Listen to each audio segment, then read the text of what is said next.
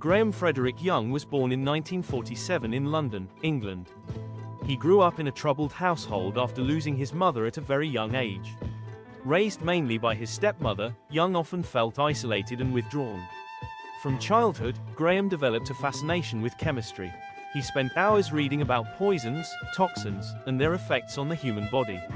While most children collected toys, Graham collected books about chemicals.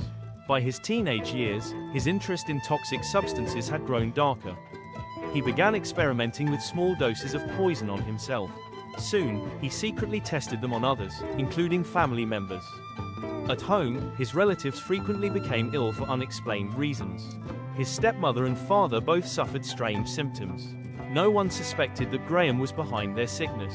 In 1962, at just 14 years old, Graham's activities were finally discovered. He had been secretly poisoning his family and classmates. Authorities realized the extent of his experiments and arrested him. Young was sent to Broadmoor, a high-security psychiatric hospital. Doctors hoped that treatment would help him overcome his obsession with poison. But instead of reforming, Graham used his time to study chemistry even more. In 1971, after nearly a decade, Graham was released. Officials believed he no longer posed a threat.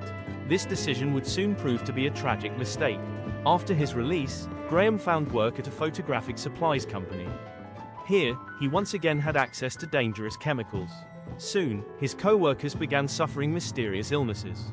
The symptoms included severe stomach pain, vomiting, and weakness.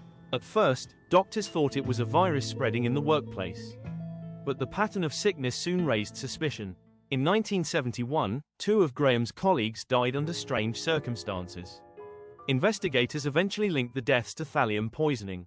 Attention quickly turned to Graham, who was already known for his past obsession. Police searched his home and found incriminating evidence. There were bottles of poison, notebooks with detailed experiments, and chilling records of doses given to unsuspecting victims. In 1972, Graham Young went on trial for murder and attempted murder. The court heard how he had poisoned friends, family, and co-workers over many years.